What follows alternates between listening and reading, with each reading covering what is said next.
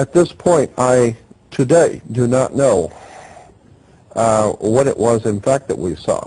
But when we got back to the hotel, the motel that night, Paul said that he, about a half hour, 45 minutes, something like that, after he fell asleep, he woke up totally awake, and something picked him up, actually picked him up and set him up in bed, involuntarily. And the moment he sat up, a light came on over his head like a little dim night light. And he looked up to see an alien's face with the typical aliens with the bubble eyes, but it was glowing, and you could see through it. You could see the ceiling through it, as if it were a hologram of some kind. And it was glowing, looking at him, and he said it slid across the ceiling, went across the ceiling, hit the wall, and came down to where it was even with him sitting in bed. It went through the wall and disappeared. But Ivy, in my room, was laying so that she could see the door, and she said she saw the glowing on the wall, but she couldn't tell what the light was because it wasn't very bright. And she said, but when she opened her eyes to see the glowing of the light in Paul's room, which was the face on the wall, a little red, tiny little red dot of light came through Paul's room and came in and hovered over her.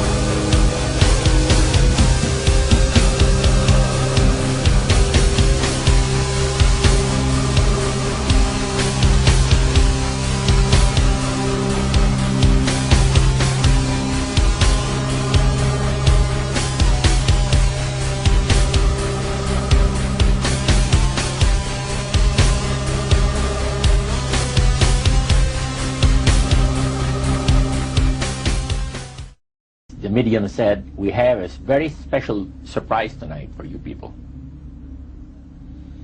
A spirit will manifest itself openly here in a few minutes, and it's like a big gust of wind hit the building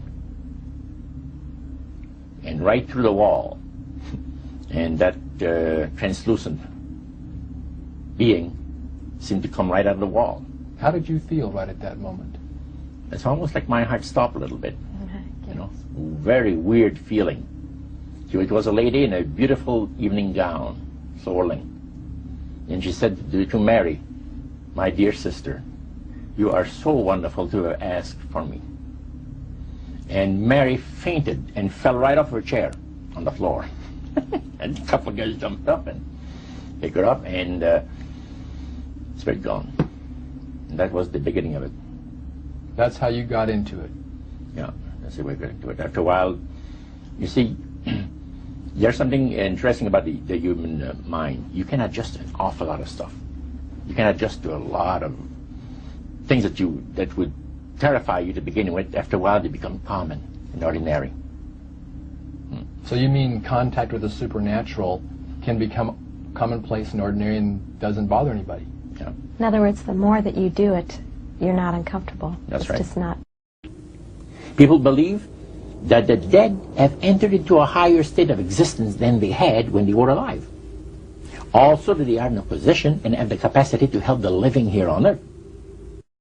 So who are they talking to? He says, the friendly demon spirits that have always found over the centuries great delight in impersonating in apparitions departed loved ones and persons of great renown. He said the supposed spirits of the dead that you're talking with are demon spirits. They're fallen angels. They're beautiful beings. Just set it out, just like Oh, that. yeah. It didn't make you uneasy when he said they were Well, just you know, it demon shocked you a little bit, you know, something that you first hear mentioned to you.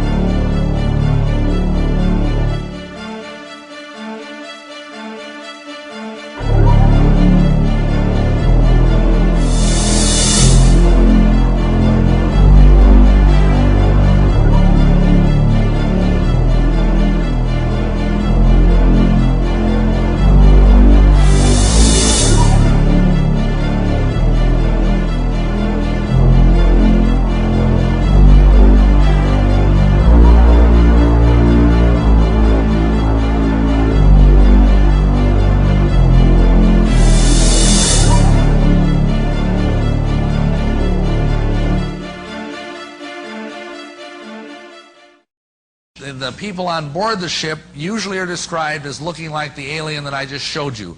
They're very short, 3 to 4 feet tall, big heads, huge eyes, no genitals, vestigial mouth and nose and ears. In other words, not very much of those in evidence. And they stink. They smell like sulfur. Interesting smell.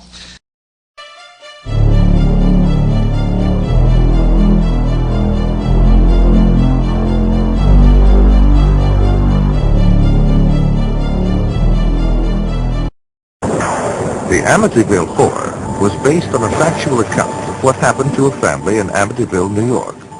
An irritating and nauseating odor seemed to accompany the presence of the ghost or spirit entity that entered there from time to time.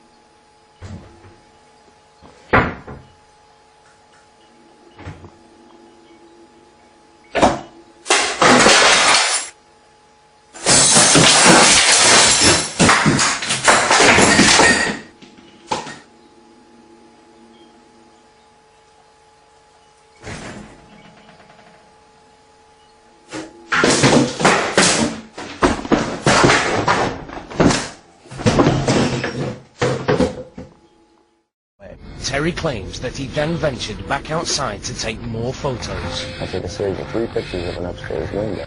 But suddenly, he feels that he is no longer alone. I felt this presence come over me, and the smell was like sulfur and roses. Real strong smell. When Terry develops the film from his still camera, he's shocked by what he sees. 3 consecutive pictures of what appears to be a woman glowing in a pink light, floating in the 2nd-story window. Dr. Pierre Guérin, an eminent scientist associated with the French National Council for Scientific Research, concludes that UFO behavior is more akin to magic than to physics as we know it, and that modern UFOnauts and the demons of past days are probably identical. The word demon in Greek comes from the root meaning knowledge or intelligence, implying that demons have access to knowledge and information denied to ordinary mortals. After what happened to me, the communion experiences, I decided that that might be a good idea to accept the idea of the devil just in case that's what I saw. If you look closely at the life of the world, you see the workings of evil in the world. There seems to be a sort of machinery behind it that is far beyond just the accident of human life. You can literally hypnotize a person, tell them that there's a cat in their lap, they will see it, they will hear it, purr, they will pet it and feel it. It's not physically there. You tell the cat to scratch them, and bring them out of it. There are scratch marks on their cheek. A non-physical object, under the right conditions, can leave physical evidence. I think it's demonic. It's a spiritual power of some kind for which there is no physical explanation. You can't explain it with the laws of chemistry and physics as we know it. In summary, demons do exist and they are attempting to destroy what God has established. They have been doing this throughout the history of man, and are the explanation for the evil in this world. Adolf Hitler and the Nazi Party are evidence of their presence. Demons are as different as people. There are some who actually desire to help us, desperate for human interaction. Some demons are terrified of other fierce demons. Their greatest deception is to make you think they don't exist. You must remember they have a higher knowledge than man. Today, there are a host of demons disguising themselves as alien grays from another planet. This is directly related to the UFO phenomenon and alien abductions. They are in the process of their last scheme to deceive the world, causing man to dismiss God as a myth, denying the return of Christ. That was his power. The greatest trick the devil ever pulled was convincing the world he didn't exist. Do not be deceived. These aliens are leading people astray. Christ is returning for those who know him. And if you know him, you will recognize his return. This world will eventually be destroyed, not by our doing, but by the will of God. According to Revelations, we will reign with Christ for 1,000 years before the end of this world. Take comfort in his promise.